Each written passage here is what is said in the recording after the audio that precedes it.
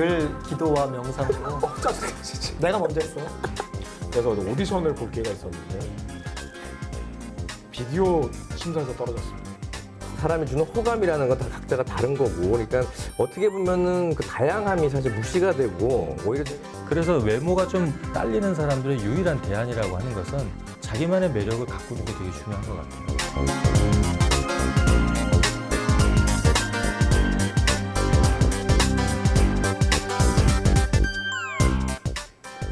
세상으로부터 외면받는 사회적 약자들을 위한 방송 소수라 불리는 다수 이야기 소수 의견으로 오신 여러분들 환영합니다. 안녕하세요. 사회를 맡은 이종우입니다. 자, 사람들은 모두가 습관 하나씩은 가지고 있죠. 습관이란 것은 정말 노래 가사대로 무서운 겁니다. 자기의 몸에 자기도 모르게 배어져 있는 것을 습관이라고 하죠. 습관을 고치거나 새로운 습관을 들이려면, 그리고 좋은 습관으로 바꾸려면은 굉장히 많은 노력이 필요합니다. 그리고 반복과 학습이 필요하죠. 연구 결과 좋은 습관을 들이기 위해서 필요한 날짜가 66일이라고 합니다. 그간 훈련을 해야 된다는 얘기죠. 청년들에게 좋은 습관 하나씩을 드리고 싶은 것이 저희 소수의견의 마음입니다. 오늘도 청년의 고민을 함께 나누고자 하고, 청년들의 고민을 듣고, 그리고 저희 방송을 습관처럼 보기를 바라는 네 분의 종교인이 나오셨습니다. 안녕하세요. 안녕하세요. 안녕하십니까. 혹시 여러분들 뭐 특별한 습관 가지고 계신가요? 왜 고개를 끄덕이시는? 저는 늘 기도와 명상으로. 짜증나 진짜. 내가 먼저 했어. 저기 저는 매일 미사예요, 매일 미사. 저희 아까 대기할 때요. 누군가 한 명은 이 얘기 꼭 할 것이다. 아니나 다를까 딱 하셨네요. 예. 네. 두 분은 허언의 습관이 있으신 것 같습니다. 저기 제가 볼 때는 우리 목사님은 매일 맥주 마시는 거 아니야, 맥주? 술 마시는 습관이요? 네, 그리고 상대방을 꼬집고, 그리고 모든 것을 사회 구조적으로 바라보는 습관이 있으신 게 아닌가. 빙고. 예. 스님은 뭐 특별한 저는 습관? 뭐 매일 108을 하는 거 습관으로. 그럼 내가 뭐가 되냐고 나와. 예, 그냥 넘어가겠습니다. 워렌 버핏은 습관의 고리는 인식할 수 없을 정도로 너무 약해 보이지만 그 습관이 나중에는 너무나 견고해진다라는 이야기를 했습니다. 자신도 모르게 익숙해진 나쁜 습관 때문에 결국 자신을 망쳐버릴 수 있다는 얘기인데요. 먼저 살아온 선배로서, 인생 선배로서 젊은 시절에 습관이 되면 좋은 게 어떤 것이 있다라고 여기 이 방송을 보시는 시청자 여러분들에게 조언하실 수 있는 게 있나요? 저는 그 청년들에게도 뭐 우리 과목에서 만나는 것도 그런 것 때문에 만나지만 그 자기 하루를 좀 돌아보는 그런 시간을 짧게라도 갖도록 좀 청하고 싶어요. 그래서 어떻게 보면은 그런 여러 가지 방법이 있는데 자기 하루 종일 감정이, 내 느낌이, 지배적인 감정이 어땠는지를 짧게 메모한다거나 혹은 좀 더 디테일하게는 일기를 써본다거나 하는 그런 습관은 좀 그 지속적으로 가지고 가는 것이 자기 성장에 도움이 된다고 말씀드리고 싶습니다. 일기. 주변에 지금 일기 쓰세요? 잘 안 쓰고요. 감정 얘기 써요. 감정. 감정 얘기. 억하심정 뭐 이런 거. 굉장히 좋은 것 같아요. 예, 누구랑 고 목사님이 꼬집었다 뭐 이런 거 이렇게. 굉장히 많이 쓰셨겠네요. 예, 쓰죠. 뭐 다른 분들은 뭐 권할 거 있으신가요? 지금 저는- 드리면 좋은 습관. 저는 낙서요.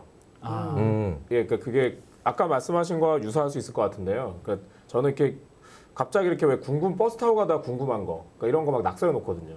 책 보다가도 궁금한 거 낙서해 놓고 이렇게 메모해 놓고 이런 거. 그러니까 그런 게 나중에 생각을 조금 다음으로 넘어가게 하는 그런 게 되더라고요. 그래서 낙서 혹은 메모, 그거 좋은 습관이지 않을까 이런 생각이 듭니다. 저는 이제 처음에 오프닝 때 이제 농담처럼 얘기는 했는데 실제로 이제 그 5분에서 3분 정도 짧은 명상은 잠자리에 들기 전에 그냥 이부자리에 앉아가지고 그냥 짧은 정도의 명상 같은 것도 사실 습관이 들이면 실제로 삶을 좀 변화시키는 데 큰 도움이 될 거라고 생각하거든요. 명상에서 곧바로 잠으로 이어지고 그러신 거 아니에요? 그러니까 실제로 이제 좀 이완을 시켜놓고 하면 사실 숙면을 취하는데도 실제로 도움이 돼서 불면증 있으신 분들한테도 제가 실제로 권해드리기도 합니다. 박 교무님이 말씀하신 거 저도 많이 좀 실생활에 응용을 하고 있는데 아침에 굳이 뭐 침대에서 일어날 뭐 잠자리에서 나오지 않아도 눈을 뜨기 전에라도 짧은 기도로 시작하고 그다음에 잠자리에 들 때도 짧은 기도로 마감하는 그런 습관은 적어도 신앙을 가지고 계신 분들한테는 굉장히 유익하다고 말씀드리겠습니다. 저도 학생들한테 니네들 너무나 쉬지 않고 있다. 버스에서 아무것도 안 할 때도 계속 스마트폰 보고 있거나 뭐 그러고 있는데 자기 전에 한 3분 정도 아무것도 하나 하지 않고 윗집에서 바스락거리는 소리 아니면 공기 지나가는 소리 자기 살결에 닿는 그 침구류의 느낌 그런 것들 다 오감으로 다 받아들이다가 잠이 들어봐라 그러면은 좀 마음을 놓을 수 있는 그런 방법을 연습한다라고 좀 얘기도 저도 하거든요. 예, 굉장히 좋네. 예. 예, 알겠습니다. 자신의 삶을 변화시킬 수 있는 습관 하나 정도는 가지고 있는 것이 우리 청년 여러분 그리고 이 방송을 보시는 시청자 여러분들에게 굉장히 좋은 것이 아닌가 싶습니다. 그리고 소수 의견을 시청하는 것도 여러분들이 가지는 좋은 버릇 중 하나가 되기를 바라는 작은 소망이 있습니다. 소수 의견 오늘도 힘차게 시작해 보겠습니다.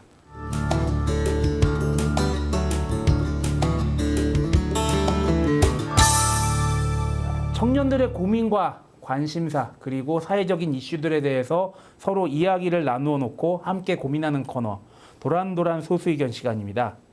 오늘은 취업 스펙으로 들어간다는 그 외모, 그놈의 외모에 대해서 한번 이야기를 해보도록 하겠습니다. 자, 일단 외모 얘기 시작하기 전에 우리 외모 순위 한번 뽑아보도록 하죠. 굉장히 우려되는. 우리끼리 사이에서 예, 한번 얼마나 지능탕 볼 것이 싸움을 왜 하는 오는군요. 거죠 우리가? 드디어 올 누구를 위한 전쟁이죠 이건? 불교나 원불교에서는 육신을 껍데기라고 생각하는데 이 껍데기에 얼마나 집착을 하는지 껍데기는 가라라고 신동엽 시인도 얘기했는데 한번 보겠습니다. 저 자, 근데 그 사회자분도 포함되는 겁니까? 저도 하겠습니다. 네, 예. 다섯 명 중에 자, 일단은 한번 서로가 이렇게 가르쳐 보죠. 이 가운데서 외모가 가장 뛰어나다고 생각하는 사람, 자기가 자기를 가르쳐도 됩니다. 자, 하나, 둘, 셋. 오, 오? 이 사람 이럴 줄 알았습니다. 전 이 사람 이럴 줄 알았습니다. 7표를 얻었군요. 왜요? 왜 안 돼요? 박교무님 세 저는 표, 방송하기 전에 나 이분이 한 표도 본인 못 찍을 얻었어. 거라는 거는 손모가지를 걸었습니다. 박교무님 세 표, 그리고 참고로 신부님과 제가 빵표입니다. 빵표고 그리고 예. 고 목사님 2표였어.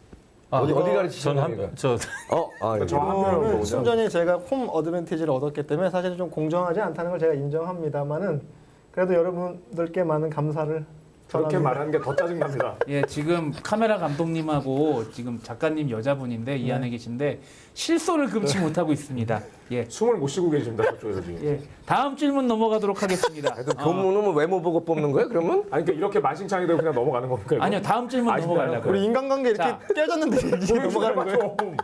사람에게 손가락이 5개가 있잖아요. 네. 자, 자기가 이 5명 중에 순위가 몇 번째쯤, 이 중에 외모가 몇 번째쯤 될 것이다. 라고 자신 있게 한번 손가락을 펴보도록 하죠. 자, 내가 몇 위 정도 된다 그거죠? 예, 하나, 둘, 셋. 나 이렇게 여보세요. 나 이분 가운데라. 아니 일관되게 가야죠. 일관되게. 야. 여기서 또 제가 입장을 바꾸면 제가 뭐가 다들 됩니까? 중간을 노리시는군요. 일관되게. 3위가 다들 3위가 다 중간은 간다. 중간. 나 그래서 아까 가운데를 핀 거예요. 제가 중간 봅니다. 겸손하시는데요? 아 그렇다고 중간 되면 가운데 핀 건데. 모자이크 처리도 못해요 이거 요새 죄- CG도 안 해주시더구만. 죄송합니다. 자, 등에 땀이 있다. 아니 이게 뭐라고 긴장이 돼 이게? 당연한 것처럼. 원불교에서 육신을 껍데기라고 했으나 아닌 것 원불교의 젊은 교무가 외모의 순위에 상당히 집착하는 것으로 외모 우리는 외모 보고 뽑는 것 같아요. 저만 묻히는 건가 이렇게? 예. 이분 저 원불교 방송에서 영성수련 지도하시는 분이에요. 예예예.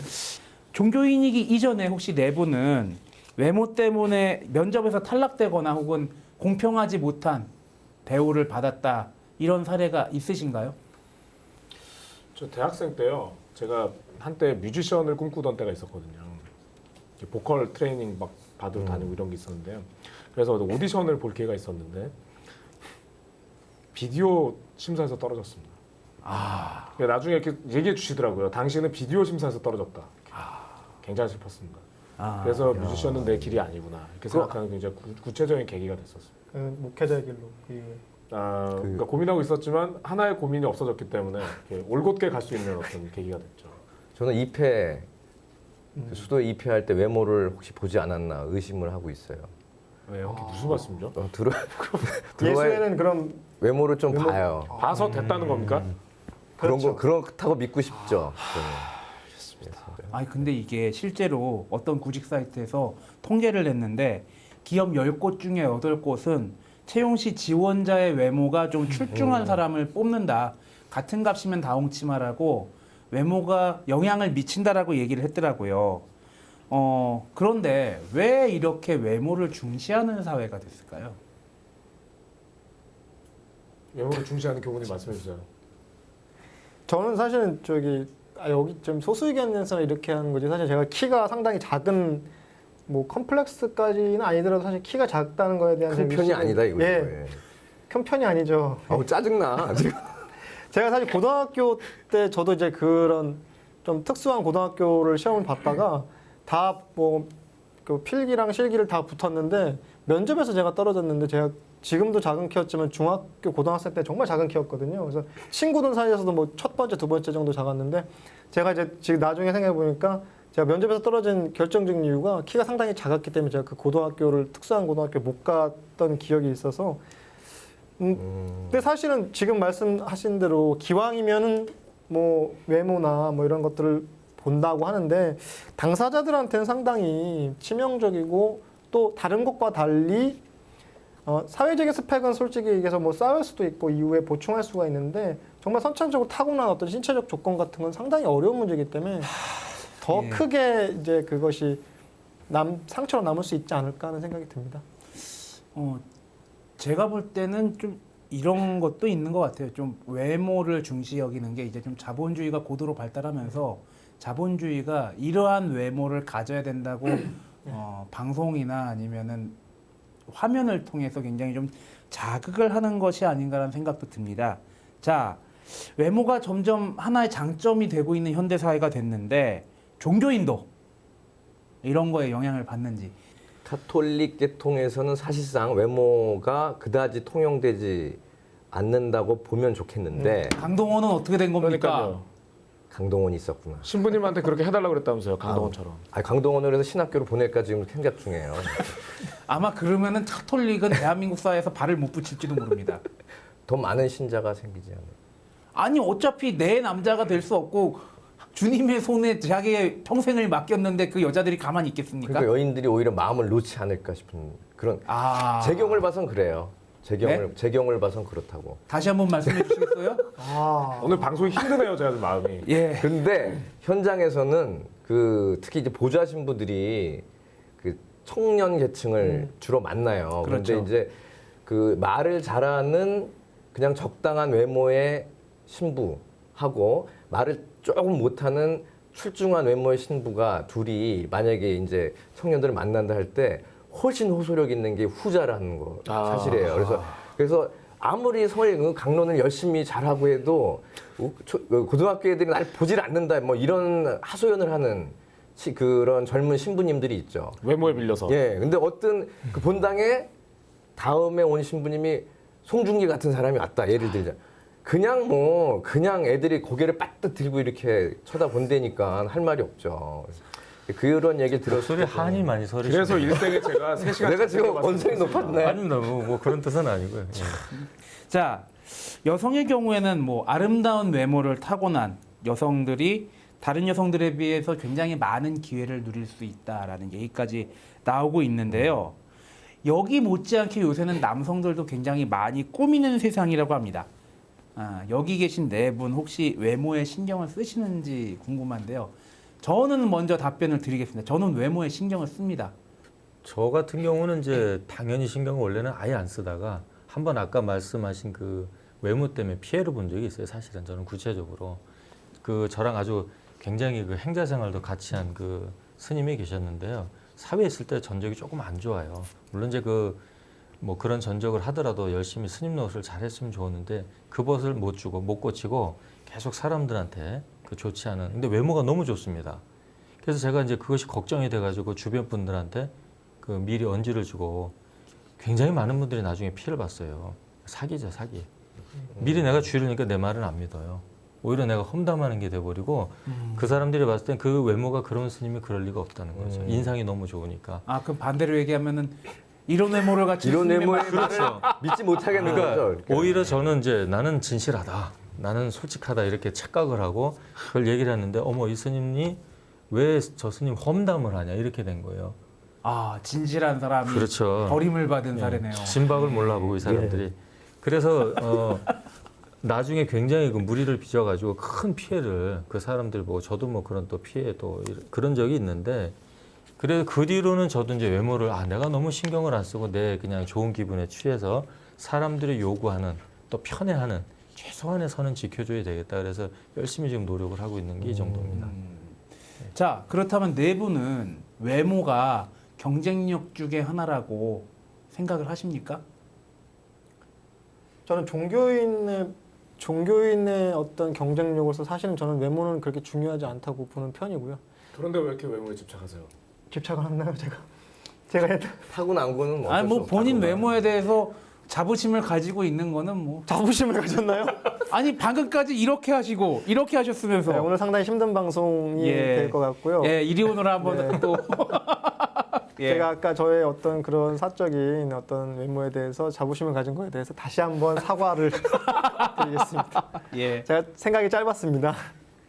근데 이제 제가 개인적으로 제가 이제 수행자로서 존경하는 어떤 달마대사 같은 경우에도 일반적으로 우리가 알고 있기에 어떤 우락부락하고 어떤 뭐 좀 더 나가면 어떻게 보면 추할 정도로 어떤 저기 계시네요. 저기 계시잖아요. 제가 그런 소리를 많이 들어요. 닮아대서 뭐 닮았다. 사실 근데 이제 이게 수행자로서의 아우라로 봤을 때 저는 일단 수행자가 일종의 어떤 수행에서 나오는 아우라가 되게 중요하다고 보는데 사실 그것으로 저는 외모가 들어가지 않는다고 보는 편이라서 사실은 적어도 우리가 종교인들만큼은 또 내면 어찌 보면 되게 상투적인 표현이겠지만 내면을 좀 더 성찰하는 거에 중점을 둬야지 뭐 자기 자신의 외형을 갖고 산다는 게 아직은 그래도 그런 가치는 우리가 좀 내려놔야 되지 않을까 생각합니다. 참 슬픈 게 또 생활에서는 외모가 뭐 박 교무님 말씀하신 것처럼 사실 부차적인 거죠. 오히려 외모를 안 가꿔요. 수녀님들 특히 이제 수녀님들 그 세상 안에서 이제 그 활동을 하시는 분들은 말고 그 봉쇄수도원에 가보면은 이제 제가 놀란 게 수녀님들이 왜 이게 그 여성성이 이제 어떻게 보면 더 이상 그 지속되지 않는 상황이 되면 남성 호르몬이 좀 더 강화된다고 그러든가 여성 호르몬이 줄어드는 거죠. 네. 이렇게 되면 수염도 나요 보니까. 근데 수염이 났는데 수염을 안 깎으신 분을 제가 봉쇄수도원 갔다가 뵌 적이 있어요. 그래서 그분한테 물어보려고 했는데 당연한 것 같아가지고 물어보진 않았는데 외모를 가꾸지 않고 그냥 오로지 하느님만 보고 살겠다는 분들도 계시죠. 그래서 연세가 드신 분들이 그런 걸 봤을 때는 오히려 좀 뭐 존경스럽기까지 한 경험도 있었습니다. 근데 이 외모는 어느 시대나 잘생긴 거 뭐 그런 기준은 좀 다르지만은 사회적으로 그런 것이 이제 하나의 덕목처럼 통용이 된 건 사실인 것 같아요. 근데 이제 경전에도 보면은 뭐 안한 존재 뭐 자태랄지 네. 또 가섭 스님이나 이런 스님들이 그 부르나 존재였던 아니야 부르나 존재가 아니라 그 갑자기 생각이 안 나요. 어떤 스님의 그 자태를 보고 네. 훌륭한 자태를 보고 귀의를 하고 할 정도로 자태라고 하는 거는 제가 볼 때 보편적인 기준인 것 같은데 다만 이것이 이제 그 아까 말씀하신 대로 대량 산업화 시대에 성을 상품하면서 자태에 돈을 지불한다는 거죠. 돈. 네. 용모가 좋은 거로 하고 끝나는 게 아니라 그것이 곧바로 자본하고 연결이 되면서부터 이치상 외모주의가 아주 더 그 피해가 심각해진 거 아닌가. 속된 말로 잘생겨야 시주하고 잘생겨야 뭘 예를 들면 한다 이거죠. 그래서 그런 이 미적 가치라는 게 시대에 따라 또 변화를 했잖아요. 그러니까 사실 지금 사회에서의 어떤 미적인 가치나 사실은 과거나 뭐 먼 과거에서는 전혀 또 다른 미적 기준을 가지고 있었을 거라고도 보거든요. 그래서 사실 이런 어떤 외모의 기준이라는 게 사실은 되게 헛된 부분이 있을 수도 있고 지금 얘기한 뭐 자본주의적인 가치관이 너무나 많이 들어가기 때문에 정말 뭐 소위 말해서 뭐 찍어내는 것 같은 뭐 성형을 통해서 그렇죠. 그런 것들이 계속 보이는 것 같아요. 사회적으로 본다면 사실 그 외모가 경쟁력이 있는가라는 질문에 대해서 저는 이렇게 생각이 드는데요. 경쟁력이 있다 없다라기보다는 그것을 가지고 경쟁을 시킨다는 것이 저는 문제라고 생각합니다. 그러니까 잘생긴 사람에 당연히 호감이 생기고 아름다운 분한테 다 뭐 그 사람이 어떤 사람인지 모를 때 뭐 그런 느낌도 있을 수 있죠. 훌륭한 분일 것 같은 걸 이런 게 있을 수 있는데 중요한 건 그걸 가지고 경쟁을 하고 아까 하신 대로 채용을 함에 있어서도 그게 기준이 되고 실제로 뭐 적혀 있지는 않지만 대단히 암묵적인 기준이 되고 이런 사회에선 그게 경쟁력이라기보다는 어떤 분에서 필수적으로 갖춰야 될 스펙으로 자꾸 자리 잡는 기본 이런 스펙이 게 기본 그렇게 스펙. 되어가는 생각이 들어요. 외모가 경쟁력이라는 이유 때문에 취업을 앞둔 사람들이 굉장히 외모에 신경을 많이 쓰고 심지어는 성형수술까지 하는데 이렇게 개인의 겉모습을 중시 여기는 사회적 경향이 강해지고 있습니다. 그래서 외모 스트레스가 생기고 실제로 죽음으로까지 몰고 가는 경우가 있다고 하죠. 하나씩 사례를 좀 소개해 주시죠. 그 제가 보니까 또 한 성형외과에서 이제 20대, 30대 남녀 한 154명 정도를 이제 대상으로 설문 조사를 했는데요. 그 중에 이제 한 79%, 이제 한 122명이죠. 그 숫자가 외모 때문에 신경에 쓰이거나 스트레스를 받은 적이 있다, 이런 통계가 나와 있는 게 네. 있습니다. 예. 실제적으로 청소년들, 특히 청소년들 중에 자기가 우리가 볼 때는, 어른들이 볼 때는 살이 찐 것 같지 않은데 계속 살쪘다고 느끼는 친구들도 있고, 이게 이제 심각해서 이제 우울증 증세와 막 이렇게 막 만나게 되면은 실제로 그 청소년 자살 비율 중에 외모 때문에 일어나는 자살률도 제법 된다고 저는 보거든요. 예, 통계 보니까 2013년 서울시만 기준으로 봤을 때 4명 중 1명이 외모 때문에 단순히 성적만이 아니죠. 예, 자살 충동을 느꼈다고 그런 통계가 나오더라고요. 이렇게 사회적으로 외모를 중시하다 보니 자신의 외모가 타인보다 못하면 어떠나 하는 그런 외모에 대한 불안감이 자꾸 생기는 것 같아요. 그러다 보니까 이게 결과가 점점 심각해지는 현상이 생기는데 여러분들은 여러분들 인생에서 외모가 얼마나 중요하다고 생각하세요? 혹시 뭐 외모가 중요하다는 그 비중을 한번 얘기하실 수 있는 분이 있으면 말씀 좀 해주셨으면 좋겠어요. 일단 박 교무님이 하신 말씀. 아무래도 그래야 네, 되겠죠. 그렇죠. 네, 제가 하겠습니다. 예, 저는 별로 중요하지 않다고 본다고 제가 봤을 때 우리 교무님이 얘기하시면 안 될 것 같고 제가 얘기하겠습니다. 그 저는 개인적으로 한 70% 정도가 아닌가 그렇게 생각을 해요. 그러니까 제가 겪은 걸 저는 이제 기준으로 봤을 때는 그 정도 비중을 좀 차지하는 거 아닌가 그렇게 생각을 해서 사실 외모 문제 저는 좀 심각하게 생각을 합니다. 아무리 시대가 이제 이렇게 이제 막 너무 스피디한 시대라서 사람을 판단하는데 사실은 시간이 많이 걸릴 수가 없잖아요. 그러다 보니까 외모로 딱 짧게 봐가지고 뭐 외모를 본다든지 말을 시켜본다든지 아주 짧은 시간에 사람을 파악해야 되기 때문에 일단 외모를 따질 수밖에 없는 건 사실이겠지만 이 자체는 엄청나게 저는 좀 큰 부작용도 많고 문제가 좀 심각하다고 생각합니다. 솔직히. 외모는 중요하게 생각하지만 그렇죠. 이것이 굉장히 좀 심각한 문제를 초래할 수 있다. 그럼요. 예. 제 인생의 외모는 약 한 9%의 중요성이 있다고 생각했습니다. 어, 왜냐하면 제가 아내한테 처음 고백했을 때 첫 번째 차였습니다. 이유는요? 네 외모가 마음에 들지 않는다. 하하. 그래서 그때 전 마음에 큰 상처를 받고 시리에 잠시 빠졌었기 때문에 제 인생의 그 정도 아픔이 제 인생 전체의 약 9%에 해당된다. 인생의 9% 정도의 중요함은 있다. 그런 생각을 가지고 있습니다. 근데 그거를 겪고서 그 지금의 사모님과 결혼을 하셨다는 거는 참 또 인생의 축복이고 그렇습니다. 어떻게 보면 사모님께서 참 긍정적인 변화를 그럼요. 보이신 거네요. 그러니 그게 나머지 91%고요. 네, 그렇죠. 9% 정도는 분명 영향이 있다. 고 목사님께서 외모가 확 변했을 리는 없지 않습니까? 그렇죠. 그렇다면은 지금 상태로 이제 사모님의 마음만 바뀌었다니. 저희 아내가 너그러워졌던 것 같습니다. 그 야, 알겠습니다. 예. 아니요, 원빈을 상상을 하셨다고. 저를 보고 상상한 게 아니라요. 그 마음 속에 원빈이 있다. 마음속에 원빈이 있고. 그렇습니다. 네. 원빈의 마음을 닮아 가셔야 되겠네. 그러면. 정말 어렵네요.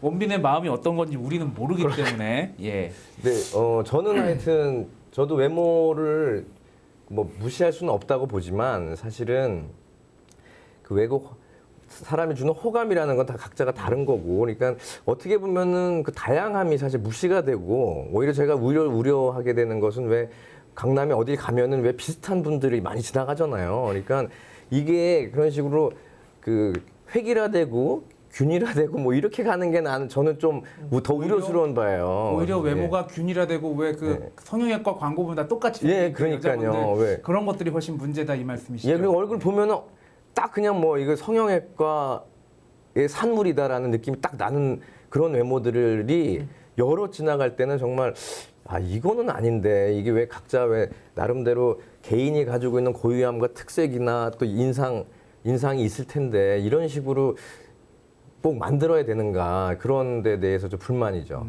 예. 긍정적으로도 생각해 볼 여지도 저는 있을 수 있다고 봅니다. 그러니까 외모 지상주의를 말씀드리는 건 아니고요. 그러니까 자신의 외모를 꾸미는 거, 그러니까 아름다운 거, 사실 미에 대한 거는 어떤 부분에서 저는 기본적인 욕구 중에 하나일 거라는 생각도 가지고요. 근데 그런 부분에서 본인이 태어났는데 정말 그 부분이 어떤 부분에서 선천적으로 아쉬움이 분명히 있거나 이런 부분에 대해서 본인이 되게 의기소침했거나 그랬는데 그게 뭐 성형외과적 기술을 통해서 이렇게 극복이 돼서 그래서 이가 그것에서 말할 수 없이 자신감을 가지게 된다거나 예, 본인의 삶이 행복해질 수도 있다고 생각해요. 근데 그런 거 있겠죠. 근데 저는 사실 우려된다고 생각했던 게 렛미인이라는 프로그램 있잖아요. 근데 거기에 보면 이제 사연 소개하고 막 사람이 나오죠. 근데 거기 보면 막 어떤 사람이 이제 외모가 일반적이지 않은 외모인 어떤 분이 나와요. 그럼 이제 그 사람 삶이 쭉 나오면서 막 가정에서 막 학대를 하고요. 너 왜 그렇게 생겼냐고 막 그러고 그 사람 막 방에 가고 막 울고 막 그러잖아요. 그러면 이제 뭐 사연 소개 받고 사람들이 어머나 그렇게 생겨서 정말 너무 힘드셨겠어요. 이런 거. 이건 소위 말해서 못생기면 그 사람의 삶이 완전히 망가졌거나 고난이거나 슬프다. 그러니까 그거 극복해주면 넌 인생에 그러니까 이런 식의 막 논리로 가버리는 거예요.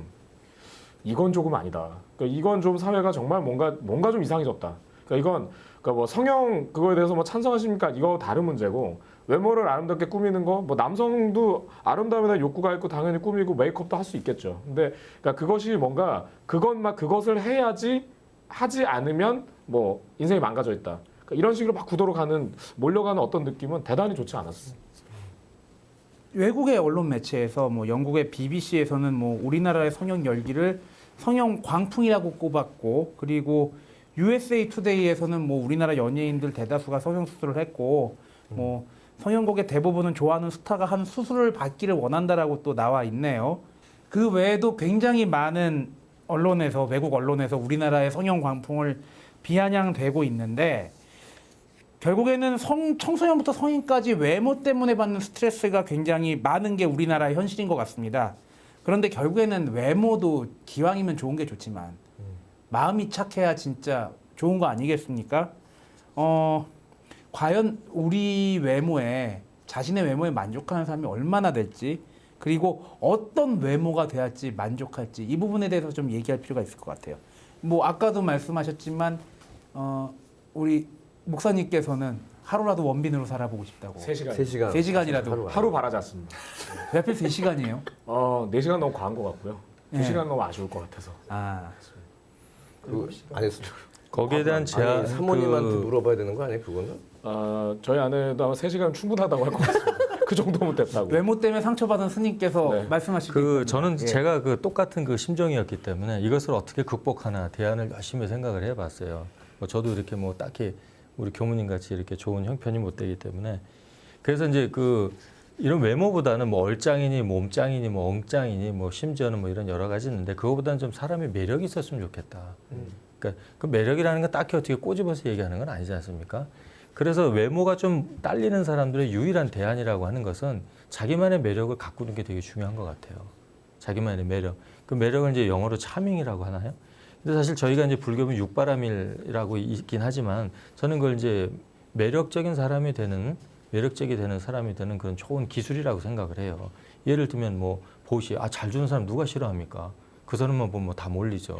잘 주는 사람 싫어하는 사람 하나도 없죠. 그다음에 약속 잘 지키는 사람, 뭔가 열정적인 사람, 이런 사람 싫어하는 사람 없거든요. 그러니까 외모를 우리가 극복할 수 있는 좋은 방법 중에 하나는 그거 하나로 평가받는 다른 다양성을, 여기서 또 다양성이 나오는데요. 그런 다양성을 회복을 해서 그 많은 매력들을 서로 갖고서 그것도 경쟁이 될 수 있게, 선의의 경쟁이죠. 하는 것이 참 좋은 방법이라고 생각을 하고요. 종교가 특히 종교가 반성을 많이 해야 된다고 생각합니다. 이런 부분에서 오히려 종교가 스스로 조장하는 부분이 상당히 많아요. 법정 스님이 이제 열반하신 법정이 각광받았던 이유 중에 하나가 그런 어떤 가지지 않음. 근데 사실 무소유라는 가지지 않은 꼭 물건이 아니라 외모도 포함되는 겁니다.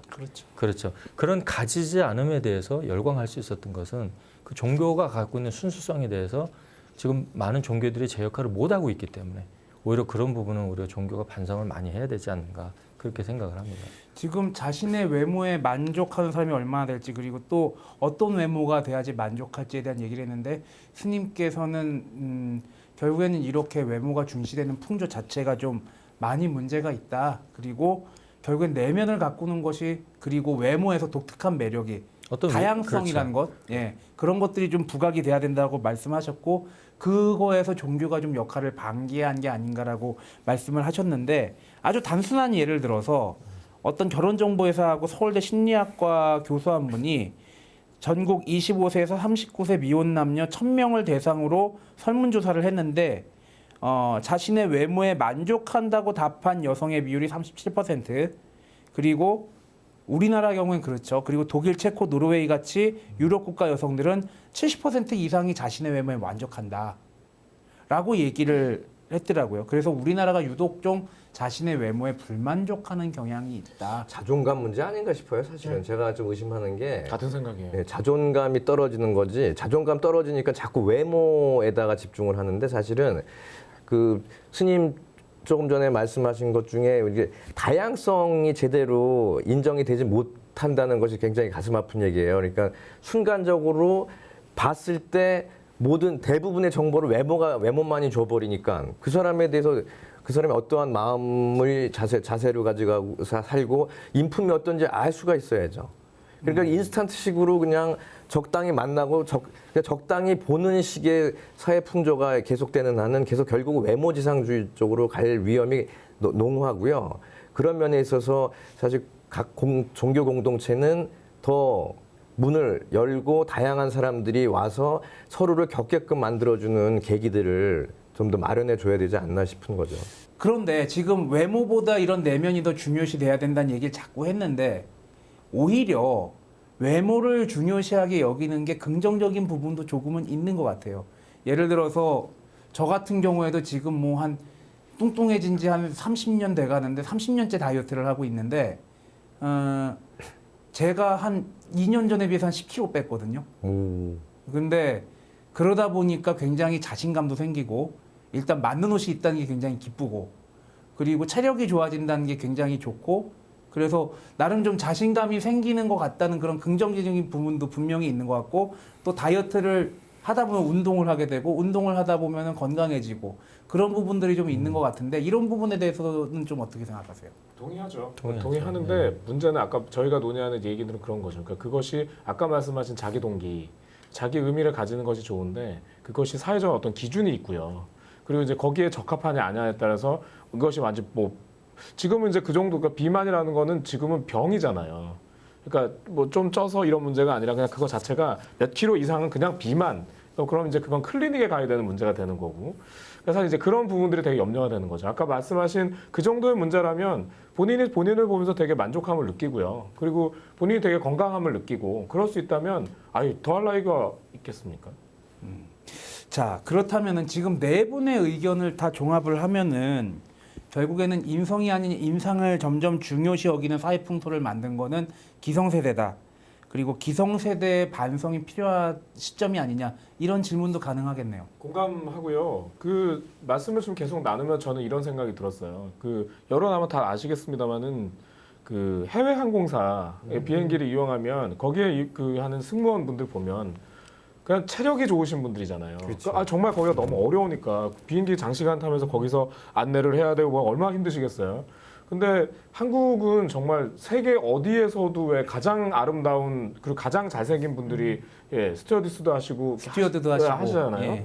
근데 그런 의미에서 봤을 때 왜 그래야 되냔 말이죠. 그러니까 이런 게 이 사회가 그것을 하나의 어떤 이럴 수도 있고 저럴 수도 있는 문제가 아니고 응당 그래야 되는 어떤 일종의 스펙으로 외모를 보고 있는 거 말입니다.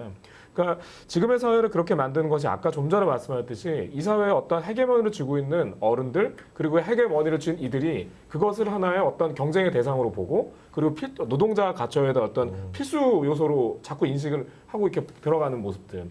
그리고 이제 그런 모습들이 이제 뭐 특히나 어떤 부분에서 보면 아까 말씀드린 그런 계급적인 문제일 수도 있고 그리고 연함의 어떤 젠더의 문제일 수도 있겠죠. 저는 9시 뉴스를 가끔 볼 때마다 되게 불편한 것은 9시 뉴스에 나오는 앵커가요. 여성 앵커는 항상 미모의 젊은 여성이고 반면에 이제 그 옆에 있는 남성 같은 경우는 중장년 남자잖아요. 그러니까 앵커에게 있어 자격에 있어서 남성은 나이나 외모보다는 그 사람이 갖고 있는 어떤 소위 말하는 경륜 혹은 뭐 그 사람의 능력 이런 걸 얘기하는 거 반면 여성 앵커에게 있어서는 나이, 외모 이게 되게 중요한 것 같단 말입니다. 그러니까 이런 부분들을 도대체 누가 만들었는가? 사실 그건 저희 모두가 되게 어른이라고서 인식하는 사람들이 반성해야 될 문제라고 생각합니다. 그 우리 목사님 말씀하시니까 생각이 나는 게 어떤 역사학자는 그걸 잘못된 신화라고 표현을 했더라고요.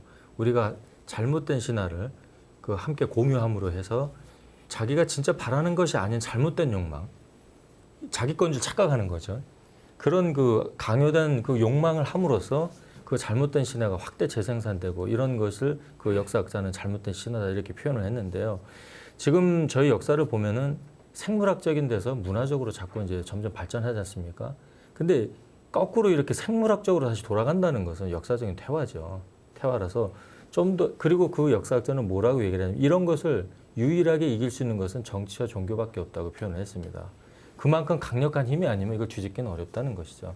왜냐하면 그것이 이미 광범위하게 퍼진 그런 이미 그 사람들 마음속에 들어간 잘못된 공감이기 때문에, 잘못된 신화이기 때문에, 그래서 조금 더 저희가 현실적으로 생각을 해보자면 종교가 이런 가치에 대해서 좀 더 정면적으로 좀 직접적으로 다양하게 많은 노력을 해야 되지 않을까 저는 그렇게 생각을 해요. 지금 스님께서 잘 말씀하셨는데 이제 다음에 제가 여쭤볼 게 이런 외모지상주의가 어떻게 변화할 수 있을까에 대한 말씀을 좀 질문을 드리려고 그랬거든요. 각 종교의 입장에서 비추어 봤을 때 비추어 보면서 이야기하시는 것도 굉장히 좋을 것 같습니다. 어떻게 하면은 이제 외모를 이렇게 외면이 중시돼서 외면보다 내면이 더 중시돼서 내면이 외면받는 시대 아닙니까? 이런 시대에 외모지상주의가 어떻게 하면 변할 수 있을지. 예. 외모지상주의는 쉽게 안 변할 거예요. 왜냐하면 부정적으로 마무리하셨어요. 아니 그게 아니고 성경에도 그거 알잖아. 다윗 뽑을 제가 그 얘기 하려고 했어요. 뽑을 때도 그 엄청 발그레하고 잘생겼대요, 잘생긴 이 소년 어린 아이를 점지하신 거잖아 하느님이. 그러니까 사실 따지고 보면은 하느님도 외모를 좀 지상까지는 하지만 본 거지. 본 거죠. 외모를 좀 따졌죠. 그런데 그걸 이제 뭐 해석하기 나름이겠죠. 하느님께서 이 친구의 내면을 보고 그렇게 곱게 봤는지 아니면 실제로 외모가 그렇게 똘망똘망하고 발그레하고 잘생겼던 건지는 뭐 추정해 볼 일이긴 하지만 그래도 보기 좋은 사람에 대한 선호가 이 성경에도 나와 있다. 이걸 생각하면은 사실은 조금 실망스럽겠지만 중요한 것은 주어진 것에 대해서 운명에 사실 주어진 부르심에 대해서 바르게 응답하는 사람이 아름다운 거죠.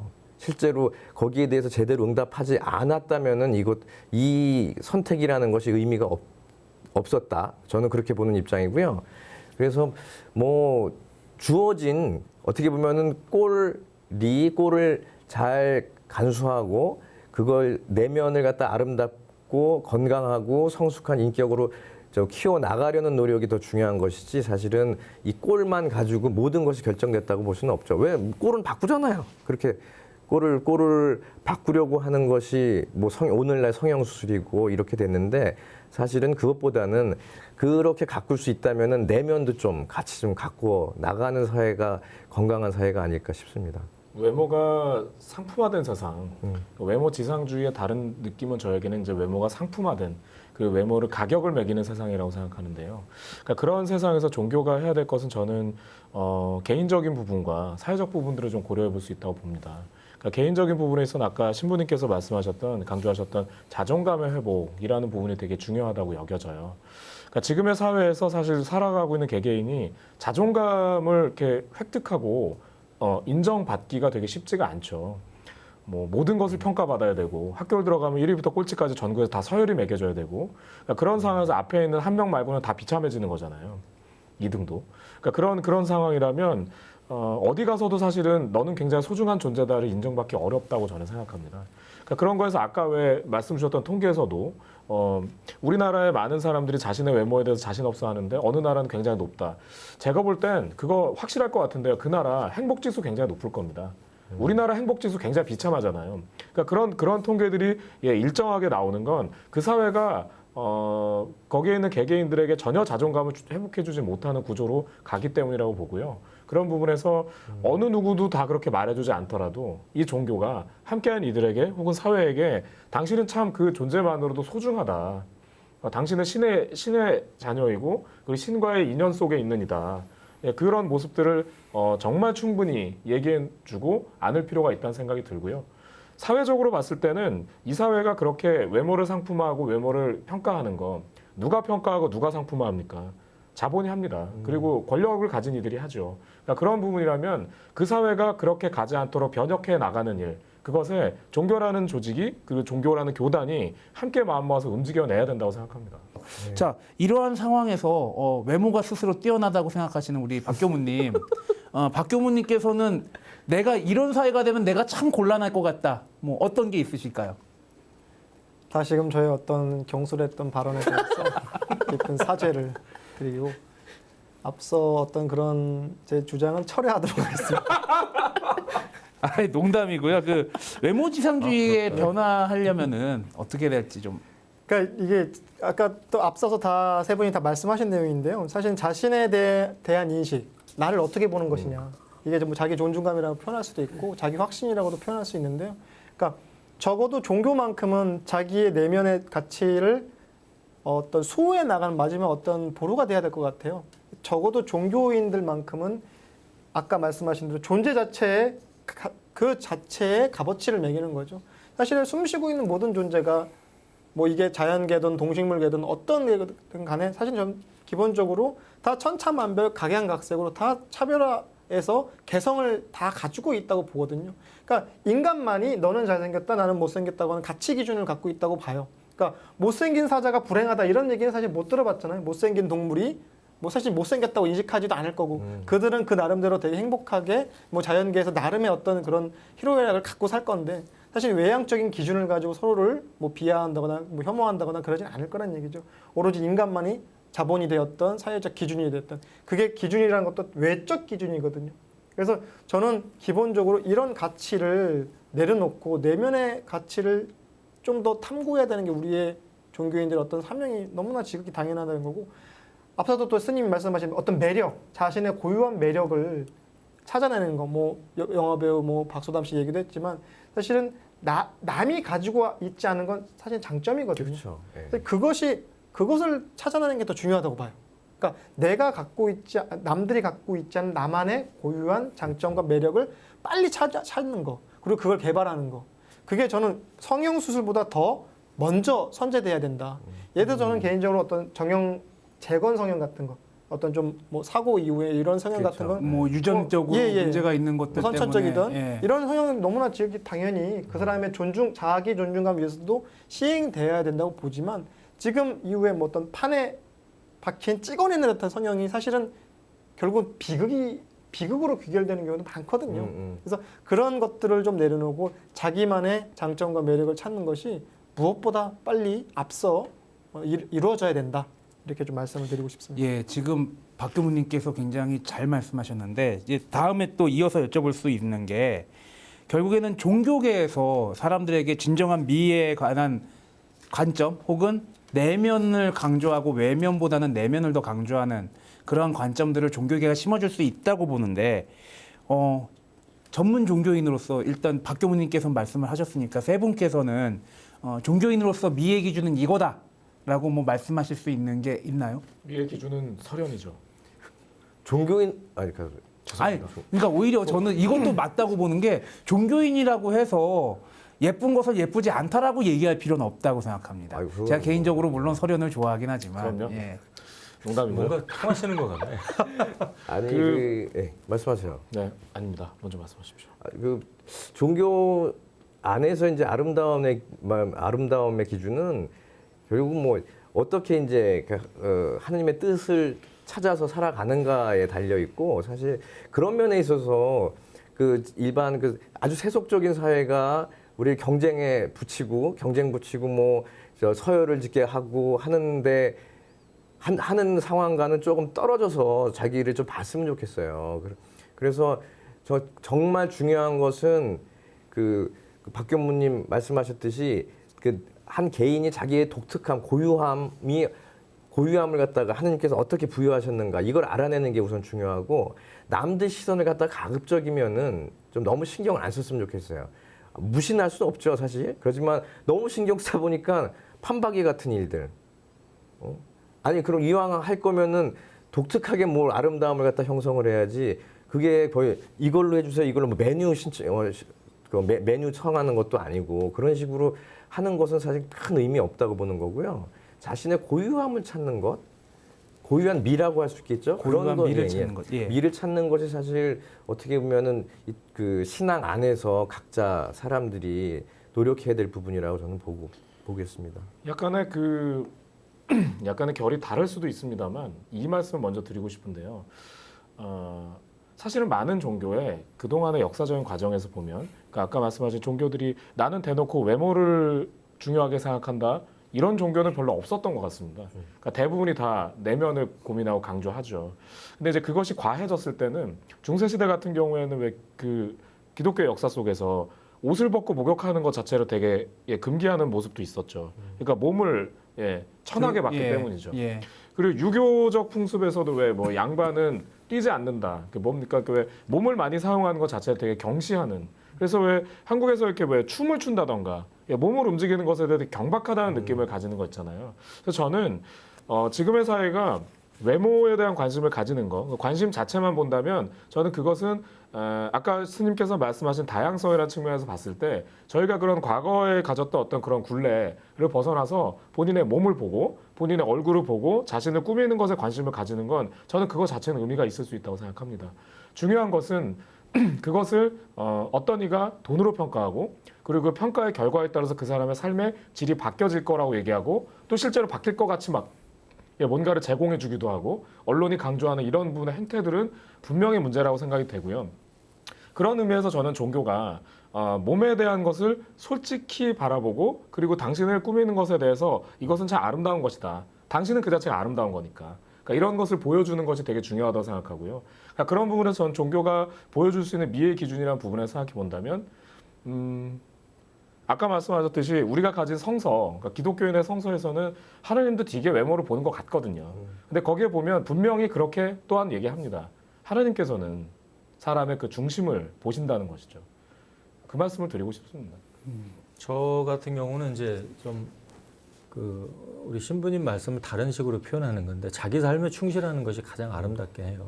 그 주변을 보지 않고 그것이 어떤 삶이든지 그걸 다른 말로 해서 이제 말과 언행이 좀 일치했으면 좋겠다. 저는 그것이 굉장히 지금 각 종교 간에 저희 뭐 불교뿐 아니라 기도 뭐 다른 종교도 지금 전쟁이라고 생각을 해요. 아니 세상 사람들이 뭐 말로만 다 그렇게 중요하다 뭐 정신 중요하다 어쩌다 말로만 그렇게 하지만 실제로 현실 앞에서는 다 무너지는 걸 그 사람들이 보기 때문에 누가 그걸 믿냐 이거예요. 아무도 안 믿는다 이거죠. 그렇게 이율배반적인 그 길을 가는 그 자체가 상당히 심각한 문제고 뭐 다른 많은 가치가 있겠지만 일단은 언행이 좀 일치했으면 좋겠다. 그런 아름다움. 그것이 무엇이든지 간에 뭐 자기들이 내뱉은 말과 행동이 일치하는 그런 아름다움. 그걸 좀 종교가 좀 많이 보이면은 사람들의 믿음이 좀 회복되지 않겠는가. 누가 정신을 믿겠어요. 영혼을 믿고. 말로만 다들 그러지 현실은 그게 아니라고 다 생각을 하거든요. 종교인들부터 무너지니까. 그 부분이 참 좀 중요하다고 생각합니다. 저도 좀 한마디 더 보태자면 사실은 각 사찰의 관세음보살 상이나 또 성당의 성모님 상을 봤을 때 그분이 아름다워서 신앙하는 건 아닌 것 같아요. 거기다 기도를 바치고 어떤 정성 올리는 게 우리 관세음보살님이 아름다워서 우리 성모님이 예뻐서 이렇게 신앙을 하진 않고 그 종교적인 아이콘을 통해서 느껴지는 그 종교적 영성과 그분들의 희생과 헌신과 종교적인 삶을 연상해서 거기다가 우리가 마음을 모은다고 보거든요. 그러니까 한 종교, 적어도 한 종교인을 봤을 때 지금 스님 말씀하신 것처럼 저 스님, 저 목사님, 저 신부님을 봤을 때 연결돼서 나오는 그분의 헌신적인 삶, 또 종교적인 풍부한 영성을 함께 주어져야지 그 아름다움이 저는 또 완성된다고 보지 단지 외형이 이뻐서 아름다워서 잘생겨서만 가지고는 부족하다. 그걸로는 대체할 수 없다. 그보다 더 깊은 가치는 대체할 수 없는 것이다. 라고 저는 종교인들이 좀 더 확고하게 그런 가치를 가져가야 되지 않나 그렇게 생각합니다. 오늘 참 재미있는 말씀 모두 감사했고 박 교무님 너무 상처받지 마시고요. 예. 굉장히 자랑스러워하는 것 같아요. 저는 상처받아도 좋으니까 저렇게 한번 이렇게 달려들고 얘기해보고 계시면 다시 한번 충분히 마지막으로. 자랑스러워하실 만하다고 생각합니다. 예. 아니 저는 저런 사과 한번 해봤으면 그럼 뭐 좋겠다. 다시 제가 그렇게 하는 걸로 할까요? 가만 계세요. 급히 알겠습니다. 예. 외모 때문에 고민에 빠진 청년 여러분, 혹시 지금 병원 전화번호를 검색하고 계십니까? 제발 부탁이니까 이 본인에 대한 불만이 본인의 욕구에서 나온 것인지 아니면 다른 사람과의 비교 때문에 혹은 남이 강요한 욕구 때문에 그런 것인지 스스로 자기 전에 3분 기도하는 버릇을 들이면서 생각을 해보시기 바랍니다. 더 이상 외모 지상주의를 강요하는 사회가 더 이상 사회가 외모 지상주의를 더 이상 강요하지 않았으면 좋겠고요. 그리고 그로 인해서 참 안타까운 죽음이 더 이상 없었으면 좋겠고요. 이런 것들을 위해서는 우리 기성세대들의 의식 개선이 필요하지 않나 그런 생각이 듭니다. 소수의견 오늘은 여기까지입니다. 끝까지 시청해주신 여러분들 모두 감사합니다. 안녕히 계십시오. 또 아니지. 사랑에 정복당할 시간도 없는 희한한 시대에서 열심히 사는구나.